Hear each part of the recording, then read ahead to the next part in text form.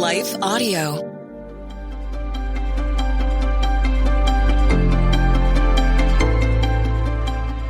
Welcome to the Crosswalk Devotional. We're so glad to have you listening. I'm Lynette Kittle, and today's topic is America's Founders' Faith Behind the Declaration of Independence. We'll be right back after a brief message from our sponsor.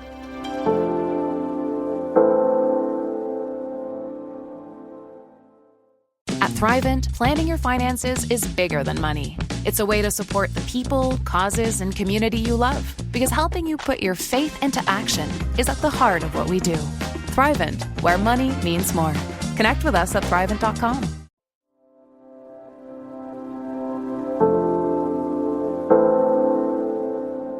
America's Founders' Faith Behind the Declaration of Independence, written and read by Lynette Kittle.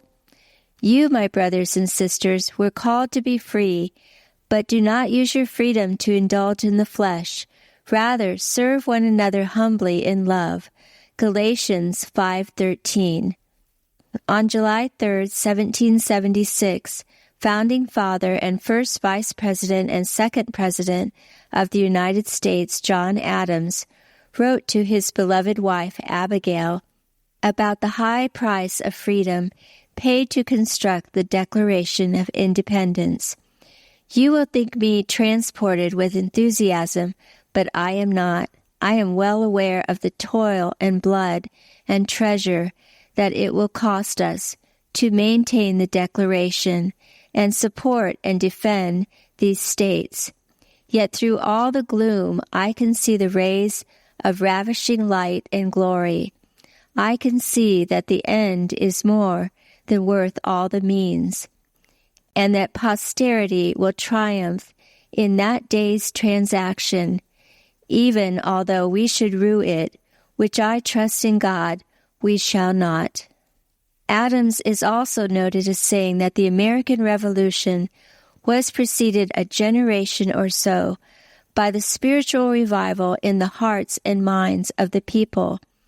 As Christian historians believe, the spread of the Great Awakening across the colonies greatly influenced and strengthened patriot leaders leading up to the signing of the Declaration of Independence, where prayer and fasting played a critical role in helping America to establish its freedom. The Great Awakening absolutely helped the cause of independence, writes author, historian, and Providence Forum Executive Director Dr. Jerry Newcomb.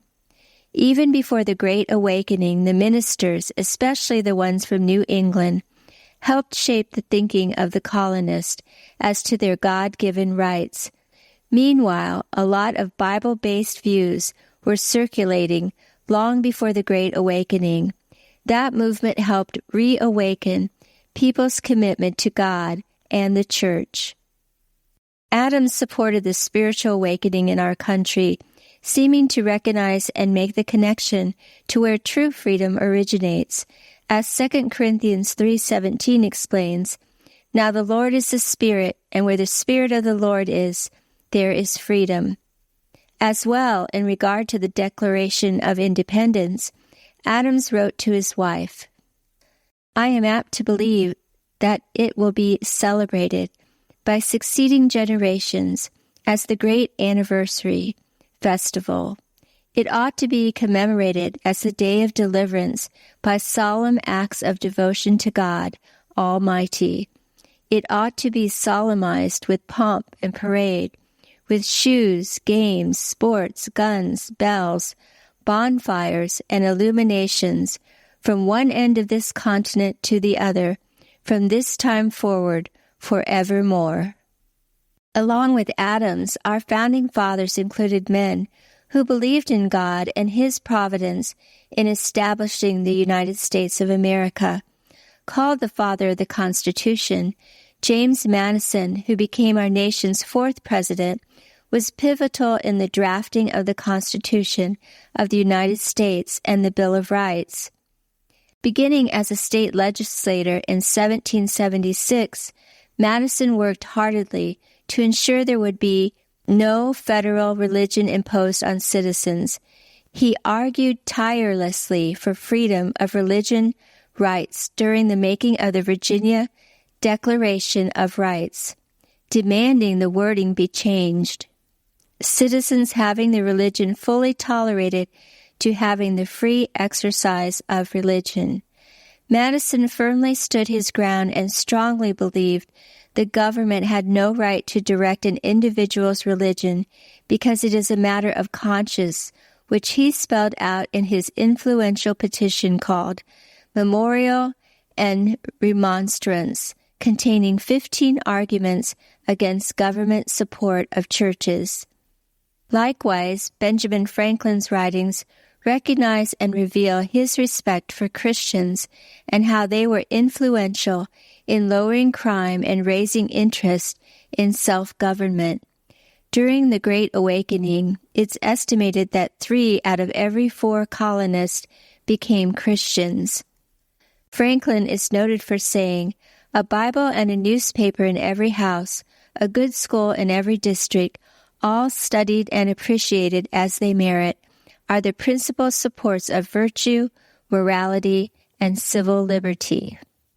Miracles in American History author, historian, and speaker William J. Federer writes, "In defending the Declaration, Adams told the Continental Congress, July 1, 1776, 'Live or die, survive or perish, I am for the Declaration. It is my living sentiment, and by the blessing of God, it shall be my dying sentiment. Independence now and independence forever."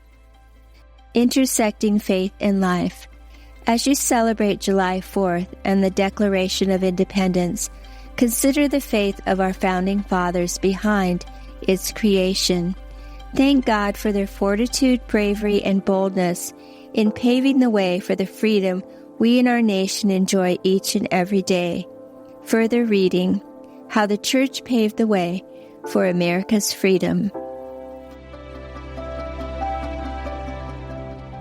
The Crosswalk Devotional is a production of Life Audio and Salem Media. If you liked what you heard today, please take a second to rate and review this podcast in your favorite podcast app so that more listeners like you can find the show.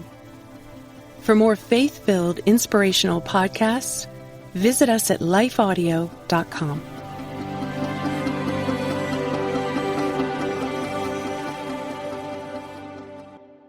What if your next chapter is your best one yet? Hi, I'm Monica, host of Hope for the Journey, the podcast for women over 40 who are ready to rise, rebuild, and reclaim their story. Each week, you'll hear powerful comeback stories from women who've walked through the fire and come out stronger. If you're navigating change or dreaming about what's next, you're not alone. Follow Hope for the Journey on your favorite podcast app and find the hope that you've been looking for.